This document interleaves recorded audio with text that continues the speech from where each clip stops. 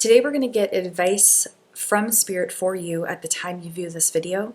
And the way we're going to do that is we're going to get a main message here from the Divine Feminine Oracle, and then we will get some clarifying messages from the Prism Oracle and the Abstract Futures Tarot deck here.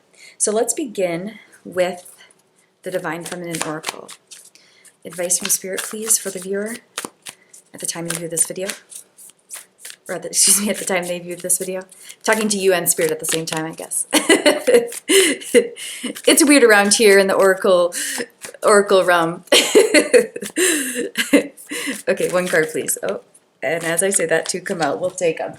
Spirit says, I'm in charge. I respect that. Okay. Saint Bridget, and I'm not sure how to pronounce this one, but her English name is the Essence of All Buddhas. Wow, that's beautiful, isn't it? Okay, clarifier, please.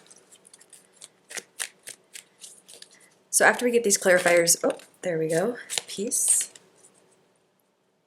I almost feel like this is clarifying this one. Okay, I'm getting the sense. Let's get a clarifier for the other one too. So what I was going to say is, once the clarifiers come out, we'll start by reading from the guidebook, the Divine Feminine Guidebook, about these two goddesses, so to speak, and then we'll look at that in terms of what the we'll look at that in terms of what the energy these two together are saying, and then with what the clarifiers are saying as well. Happiness in reverse. You know, I read reversals intuitively. I feel like this one's supposed to be upright. I also think it's weird. I mean, this just always weirds me out. Spirit is just loves weirding me out in the best way. I mean, like, just wild. Like, sometimes the way the colors play off of each other, I just cannot get over. Like, look at how this peace card is just like very obviously, in my mind, clarifying this Our Lady of Exalted Light card. And then this happiness card, the orange that's coming out, is just very obviously, to me, clarifying the essence of all Buddhas. It's just incredible, isn't it? So with that said, I will get one clarifier for each of these cards with the tarot as well. So a clarifier for the Lady of our Exalted Light, please.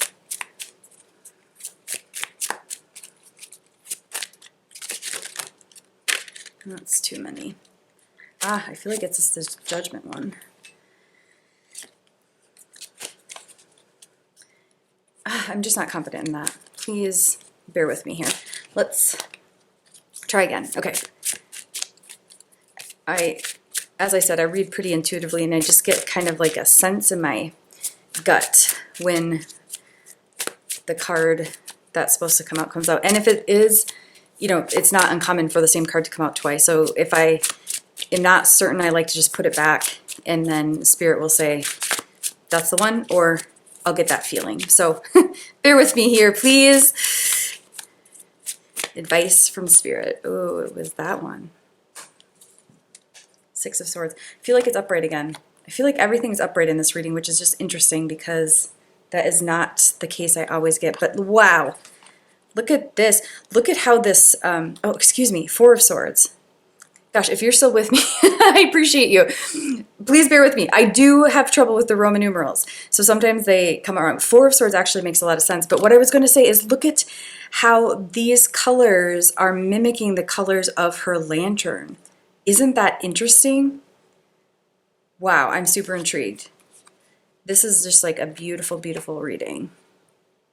Okay, so one more here, one more card, clarifier, and then we will get down to business, so to speak.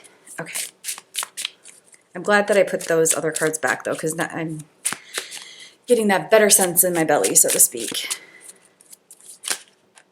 Ooh, Page of Swords. All right. Okay, here we go. What would be the best way to set these up? Maybe like this? That's kind of cool, right? Wow, this is a cool, beautiful reading. Let's just take a breath on the colors and the beauty and how it's kind of all like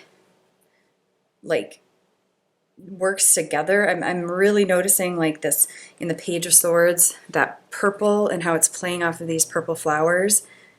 It's just gorgeous. So let's start by reading about these two women from the Divine Feminine Oracle Guidebook. So give me one moment here to find the first one.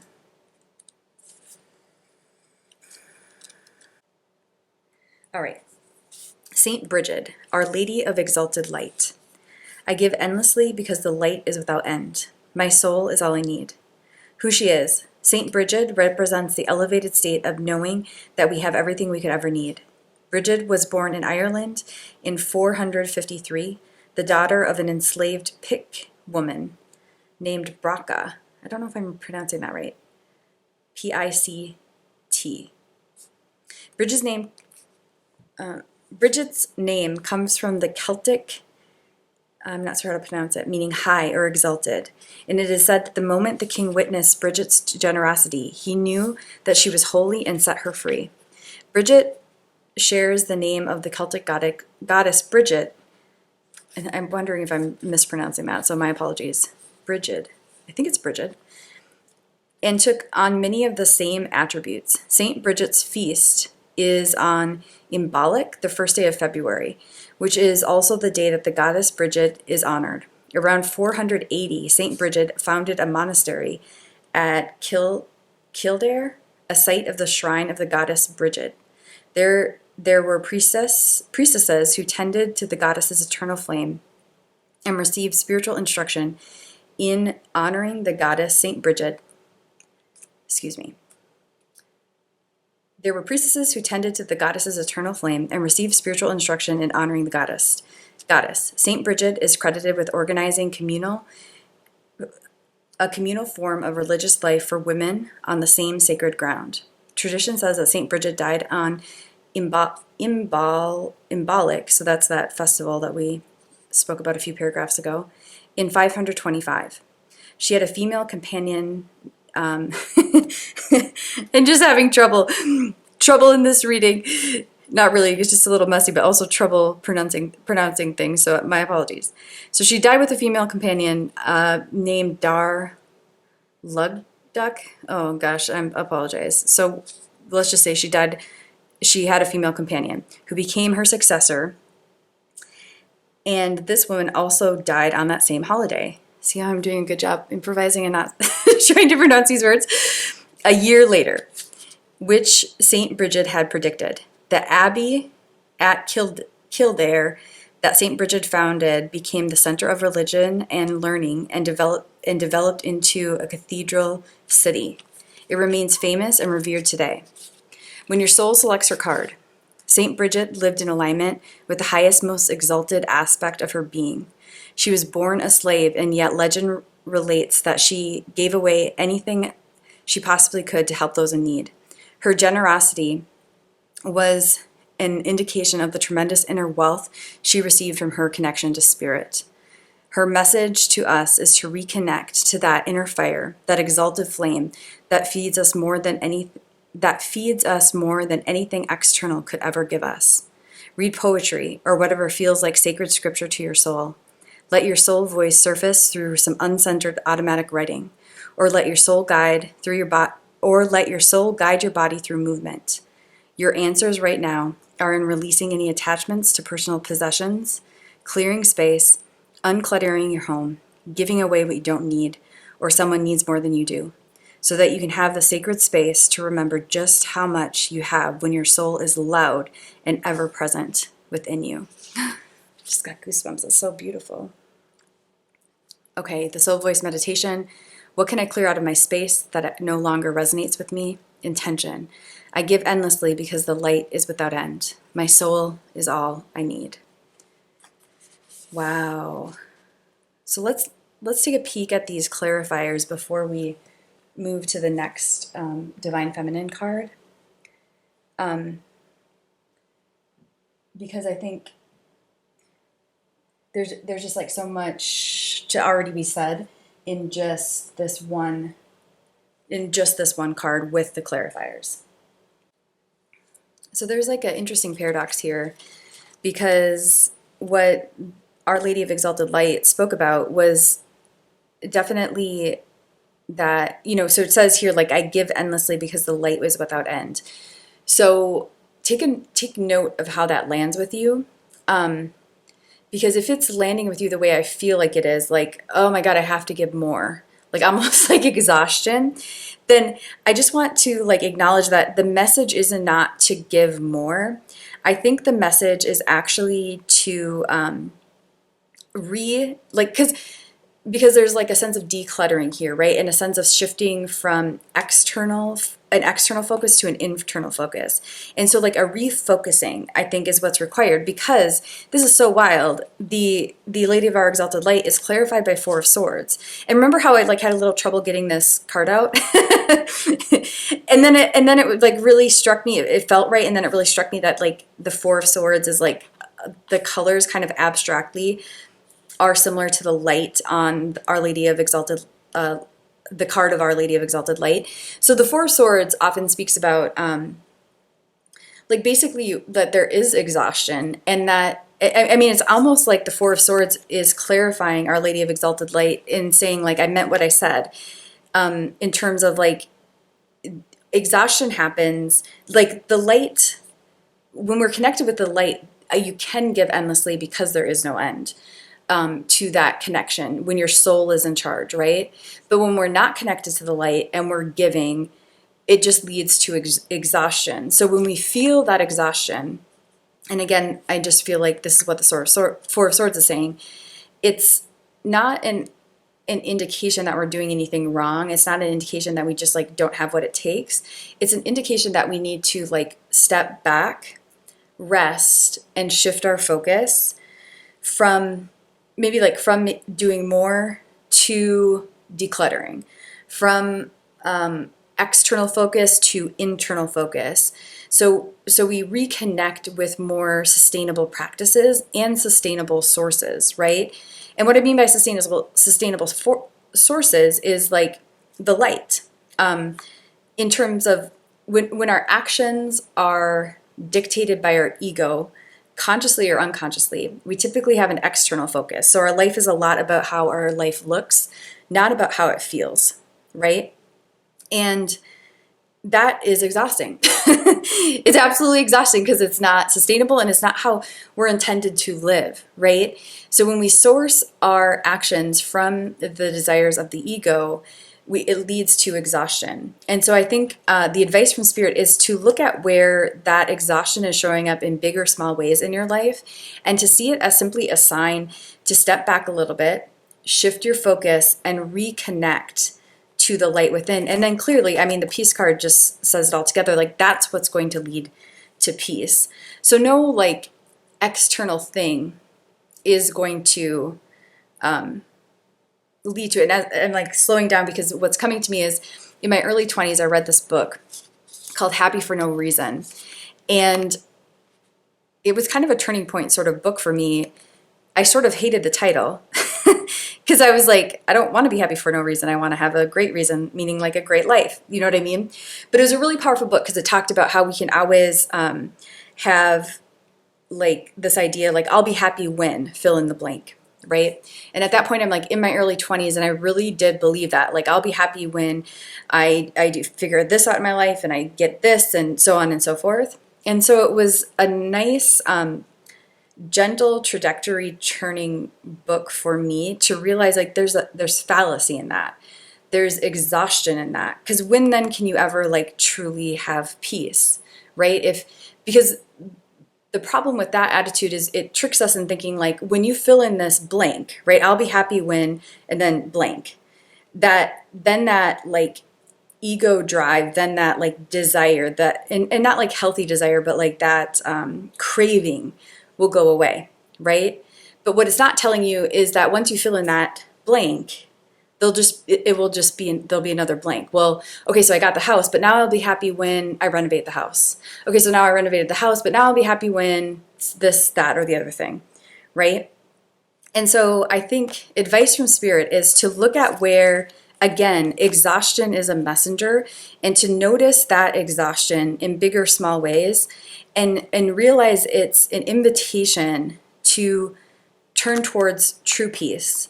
And true peace is going to come from shifting your focus from external stuff, like how my life looks, and filling in that blank of I'll be happy when blank, to internal things, to resting, to connecting. And clearly there's like something here, because I mean, I don't know exactly what these cards are wanting to say yet, but I mean, there's like, look at how there's like a subtlety to this first, and it's almost like, also like, why did I put it in this rainbow fashion? I don't know, I've never done that before. It just felt like what's needed.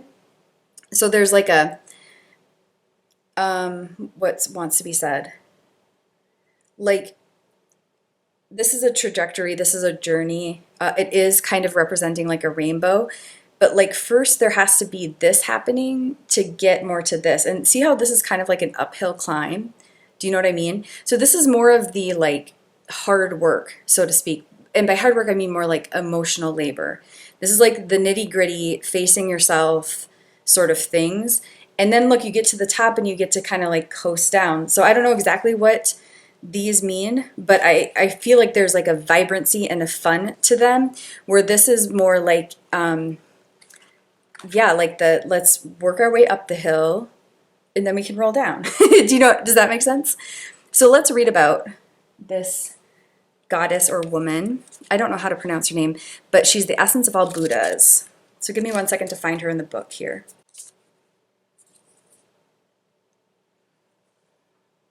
All right. So the essence of all Buddhas: I have the power to make each moment sacred. Everything is material for my liberation. Everything is material for my liberation. I'm intrigued by this. So the essence of all Buddhas, or I'm going to say just this card, because I really don't know how to pronounce her name. So this card is the power we possess, or I should say maybe this archetype. This archetype is the power we possess to transform mundane experiences into higher spiritual paths. Oh my gosh. Oh my God, you cannot make this stuff up. So it's like this turning from an external to internal focus to start is then I think you're going to be able, then it's like this, I can give endlessly because the light is without end. So then you're going to be sourcing your daily activity from a different place that has so much more authentic joy a part of it, even in seemingly mundane tasks. Because right now it might be like you're trying to make your life not mundane, but like because it's coming from maybe like how your life looks versus how it feels, then it's like even things that should be fun, like maybe a vacation or brunch with friends or something like that, is just kind of like it's not hitting home. But what this is saying is like, if you're willing to do some of this internal work, this emotional labor like I talked about, then it's like you can still do the vacations and brunch with friends, all of that stuff, and also just like the everyday tasks of your living are going to be infused with so much more joy. So cool. Okay, so let's keep reading here. This archetype is considered the supreme deity of the tantric philosophy. She is both a tantric priestess. She's both a tantric priestess and a female Buddha, according to scholar Miranda Shah. No other male Buddha, including her divine consort, approaches her metaphysical or practical import. She is the essence of all the Buddhas, and to meditate on her brings immediate blessings to the practitioner. That's fun. Her red body symbolizes her inner freedom, and the flames that surround her represent her exalted wisdom. Her third eye reflects her ability to set through to the reality of all things in the past, present, and future. She carries the dakinis. I'm not sure what that is. She carries the dakini's curved knife, which cuts through all obstacles and illusions, and she holds the bowl of blood, which represents the bliss that awaits us when we release the ego's attachment to who we are. Oh my God. Oh my God, you cannot make this stuff up. So that's basically what we were just talking about, right? Sourcing our life from light, from true source versus the ego. And, you know, as I say that, when I say sourcing our life, I think it's like a moment in and moment out sort of thing. It's not like a once and for all you change it. It's just like noticing moment in and moment out where you're sourcing your life from. And exhaustion doesn't have to be this thing that you hate. It can just be this messenger of like when I have small or large waves, seasons, moments of exhaustion, that's simply a message that I have had some moments of sourcing my life from ego. So thank you, exhaustion, for giving me that message. And now I'm going to do the work to make some shifts. Wow, it's so quite crazy. Okay. This archetype is a central figure in Buddhism and tantric initiations. She's considered a meditation deity and comes to a practitioner during a visualization of her form. She helps liberate us from ordinary concepts and ordinary appearances so that we can see through the truth of what exists all around us. Wow.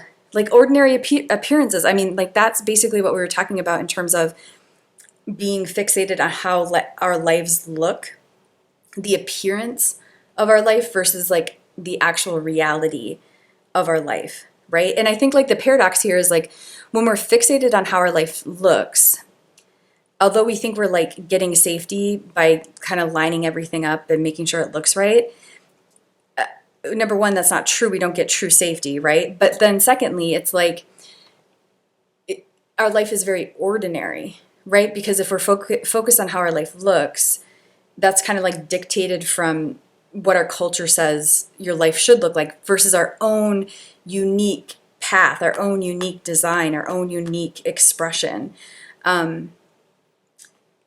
So yeah, I just am blown away by how this is all coming together. So this is very exciting for you because it's like you are clearly supposed to not only be incredibly joyful, but have this unique expression of how you not only like express in terms of your creativity and your work, but I'm getting the sense of just like how you live, like your own unique rituals and routines and structures and how you live. There's supposed to be just a lot of uniqueness to them. So like for your own, how you were intended to be, but then just like so much joy and beauty as well.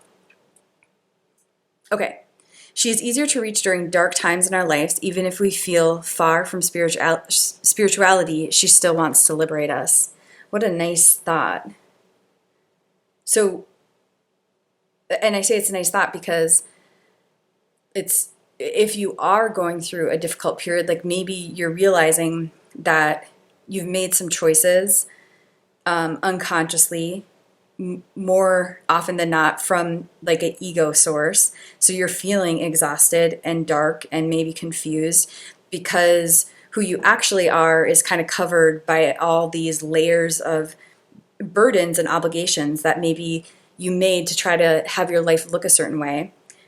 What this is saying is like, that's totally fine. That's when she can show up easily. Do you know what I mean? Like that's, you know, as much as it's so difficult to have those layers on us and to be in the dark. I mean, nobody likes to be in the dark. Sometimes it's easier to see the truth of the matter when things get relatively extreme. And so, and with that, we can have bigger shifts more quickly. So I just honestly think that life is ultimately set up so beautifully. And I don't mean to undermine any discomfort or difficulty that you're going through.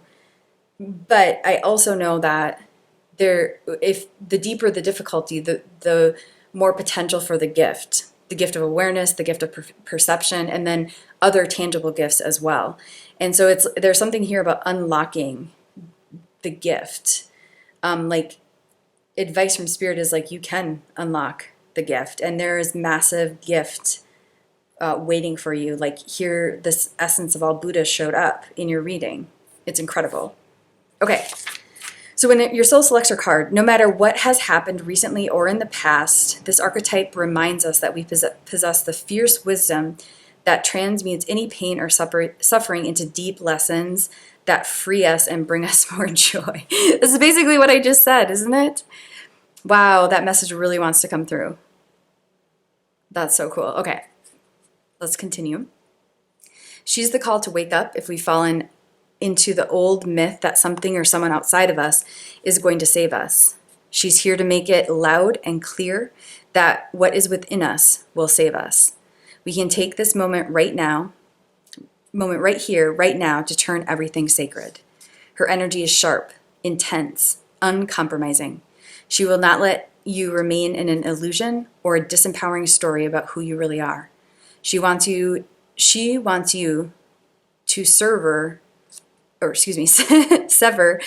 all the ties to your ego's relationship to a person or to an event in your life, and see it again with the third eye, with the wisdom that can perceive the deeper spiritual path beneath the human drama. This red female Buddha is the power we all have in every moment to take a seemingly everyday event or annoyance or unfortunate occurrence and use it for our own enlightenment. She reminds us that everything is rich material for us to use to elevate our reality as an embodied soul. Soul voice meditation. Can I see the lesson in the chaos? Intention. I have the power to make each moment sacred. Everything is material for my liberation. I get that now. I didn't get it when we first read it. So she reminds us that everything is rich material for us to use to elevate our reality as an embodied soul. So everything is material for my liberation. And I think that's interesting because one thing I'm really practicing in my life is trying to make the assumption that the universe only has gift energy. So it's always just like offering us gifts, offering us gifts, offering us gifts. And we have to decode what those gifts are. Do you know what I mean? And the universe doesn't always speak a cut and dry language. The universe doesn't always speak the language that we speak. And essentially we have to cut through our assumptions to be able to decode where the gifts are, right? And another thing too is like to truly decode where the gifts are, we can't bypass the difficulty. We actually almost have to go into it, right? We have to go towards it.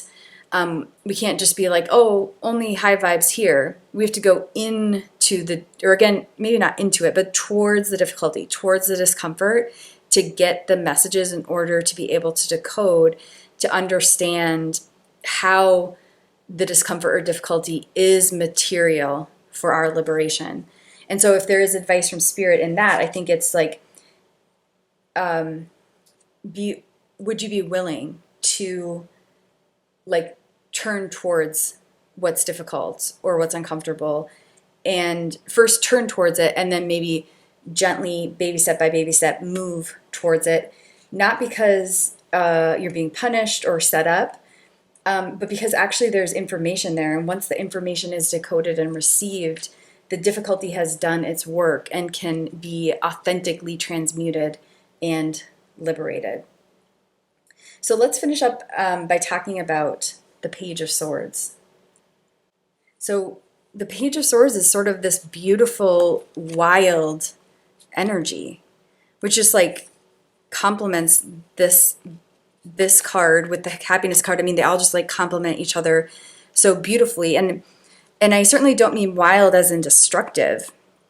I mean wild as in like nature, like coming back to who you are intended to be, versus like this maybe more robotic version of yourself that really is just what you've been conditioned to be by our culture.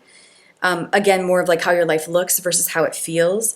And this is like just like a rewilding that is happening, I think, and is like has the potential to happen in an even more powerful way as you take what resonates from this reading and begin to put it into practice. It's just really like I'm just sort of struck by the coolness of this reading and the beauty of it, and just like the richness and the what's the word? Like there's a cohesiveness and a coherence to the message.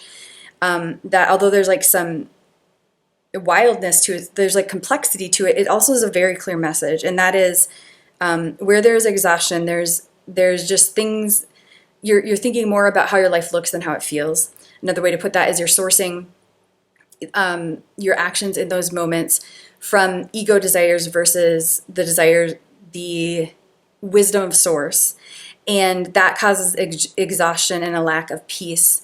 And so you can use exhaustion as a message to begin to shift that more and more, baby step by baby step. So then you're shedding layers of who you are not. You are sourcing your actions from a sustainable source. And you're then being able to step into, in a very authentic way, into this very unique expression of who you are, how you were designed to be. And it becomes a more like wild, beautiful expression. Your life, not only in your creative work and maybe your career, if those are separate things at this point, but also in just how you are living. So the mundane like comes alive and becomes more and more joyful, because not only is it sourced from a beautiful, sustainable place, but you're putting your mark on it. Do you know what I mean? And we can't put our mark on anything when it's not who we actually are. Do you know what I mean? Like when we're just being who the culture tells us to be, when really each of us is intended to come in with our own unique blueprint of how we work and what we're intended to do, we just can't put our mark on anything. Then we're just putting the stamp of culture. And a lot of that is like dysfunction of our culture. And I think advice from Spirit is start to investigate what your stamp is. Do you know what I mean? And you can do that by, shifting your focus internally and rewilding your mind and your life. And then you'll know what your stamp is, and not just the stamp of your culture or your subculture or your family. That you are intended to have a unique stamp, a unique impact on the world, a unique way of living that aligns with your true essence. And I think this is just like a glorious and beautiful and magnificent. And I'm like, I don't usually use those words, but it feels like I want to use them. A glorious, a beautiful, a magnificent invitation to do exactly that.